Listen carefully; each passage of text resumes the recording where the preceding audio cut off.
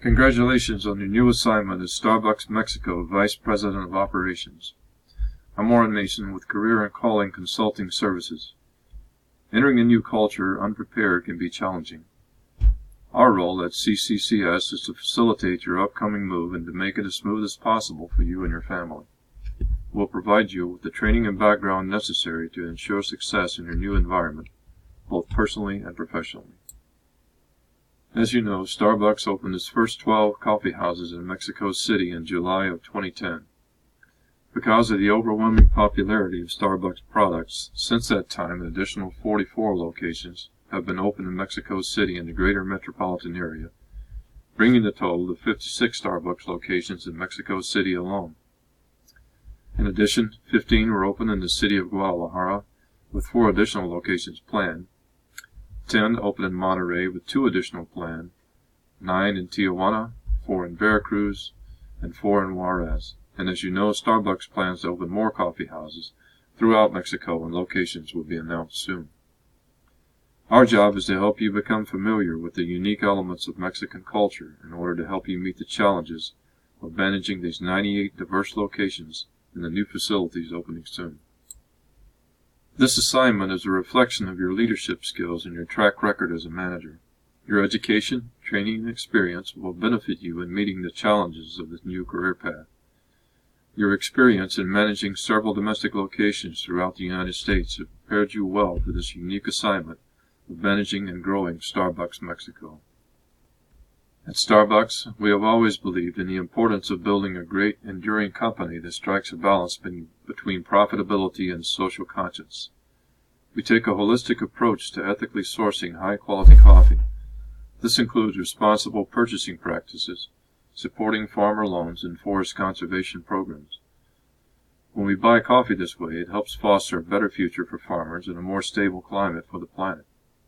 It also helps create a long-term supply of the high-quality beans we've been carefully blending, roasting, and packing fresh for more than 40 years. We share our customers' commitment to the environment, and we believe in the importance of caring for our planet and encouraging others to do the same.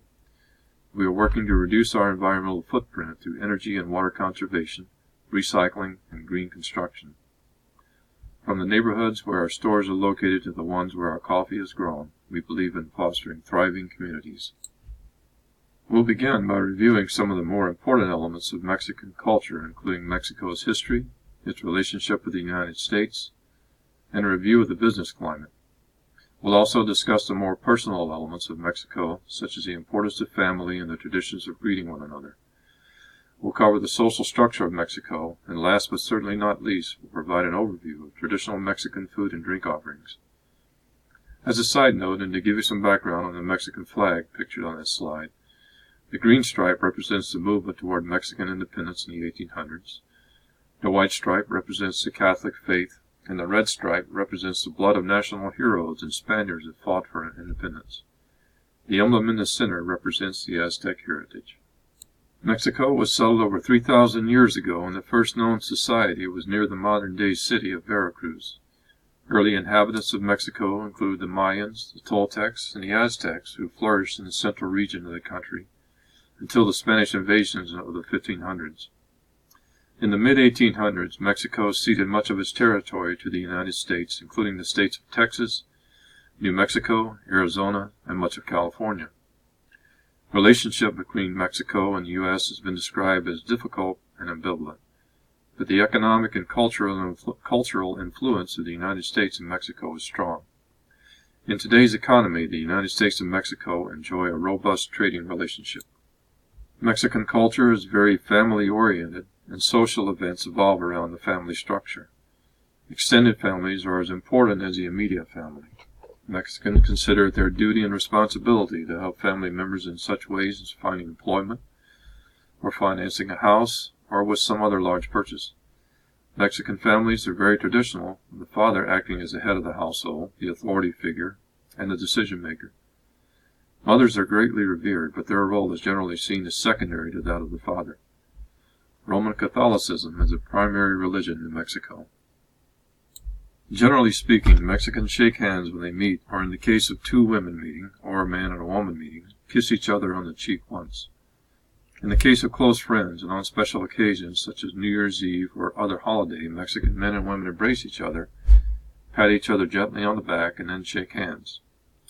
This is an expression of confidentiality and trust. In Mexico, when people of different socioeconomic statuses meet, the person with the superior social status will make the first move and will therefore define the terms of the encounter. Mexicans prefer to be addressed with their academic or professional title. Mexicans place value on eloquence and formality. Conversations start with polite and informal exchanges and then gradually move to the subject matter. Mexicans tend to speak indirectly and avoid direct statements. Mexican culinary culture is extensive and consists of a great variety of regional dishes. Three main products of the Mexican diet are corn, chili peppers, and beans, all of which have long been staples of Central American people. Corn is consumed in many forms, but most importantly as tortillas, and these are especially popular in central Mexico. Mexican cuisine uses more than 100 different types of chili peppers, ranging from sweet peppers to the extremely hot habaneros.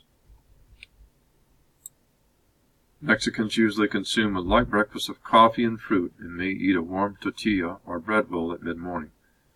The primary meal is served between 2 and 4 in the afternoon, and the typical dinner is served between 8 and 10 at night. Mexicans drink large quantities of soft drinks and beer. Tequila is the most well-known and popular liquor, but many Mexicans prefer rum and cola during weddings and other celebrations. Mexico is an hierarchical society. People accept that everybody has a place, and the structure is not challenged. This attribute in an organization reflects inherent inequalities, and subordinates expect to be told what to do. In Mexican culture, the ideal boss is someone who is benevolent and has absolute power. This thought process is different from that of contemporary American business, where teamwork is promoted and diversity is encouraged. Knowledge of this particular piece of Mexican culture will assist you in developing your team. In Mexico, over 100 indigenous languages are spoken, but Spanish is the official language of the country. English is commonly spoken in business settings, but not always. Learning to speak basic Spanish will benefit you in most business settings in Mexico, and interpreters have been arranged to assist you in acclimating to your new environment. The Hispanic Mexican word machismo literally means masculinity, and this is sometimes displayed in ways that may be unfamiliar to someone accustomed to another culture. For example, making remarks to women is a sign of machismo and is not seen as a sign of harassment in Mexico. One of Starbucks' beliefs is in fostering thriving communities, and this includes treating others with respect. It will be important to promote this concept with your team in a way that reinforces the organization's belief with minimal impact on local customs and cultures. In Mexican culture, business affairs almost always start on time. It is acceptable to arrive late at social events.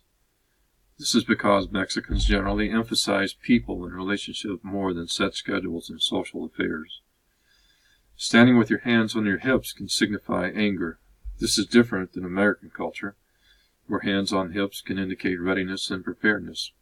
It is considered rude in Mexico to stand around with your hands in your pockets.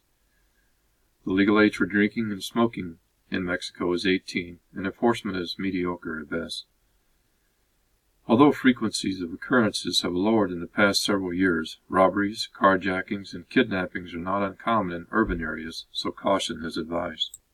We have arranged for you to complete the Myers-Briggs Type Indicator assessment prior to assuming your new role to help you understand how best to relate to your team.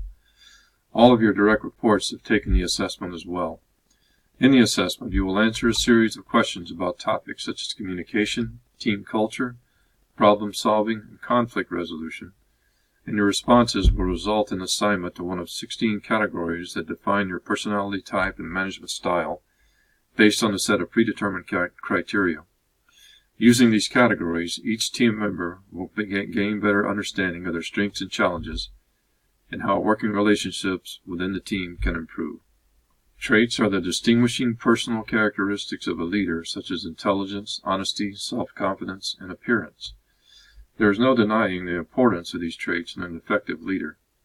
Other traits, such as initiative, interpersonal skills, Drive for responsibility and personal integrity are important as well, and various situations require the use of these skills at different levels of application. The strength arises from a natural talent that has been supported and reinforced with knowledge and skills. People excel in life by maximizing their strengths because when energy is focused towards strengths, it provides motivation and confidence. It is important in Mexican culture that the leader exhibits strength and authority. Emotional intelligence is defined as a person's ability to perceive, identify, understand, and successfully manage emotions in self and others. Emotional intelligence is important in cross-cultural management in order to better relate to people and improve working relationships and performance, as well as demonstrating the confidence and control necessary to successfully manage in a new environment. Courage is the mental and moral strength to engage in, persevere through, and withstand danger, difficulty, or fear. Courage doesn't mean the absence of doubt, confusion, or fear, but the ability to act in spite of them when it is necessary for the greater good. Courage is necessary in order to take calculated risks in life, and yet courage is also required to make a stand in the face of immoral or unethical situations, including violations of basic human rights. This ensures that business is conducted fairly and equitably. Human rights relate to those liberties that are essential to a human quality of existence. A leader's influence has tremendous impact on others, and this is especially true in Mexican culture. There are many leadership styles in business, but to achieve durable success, an effective leader builds a team of people who share the vision of the organization.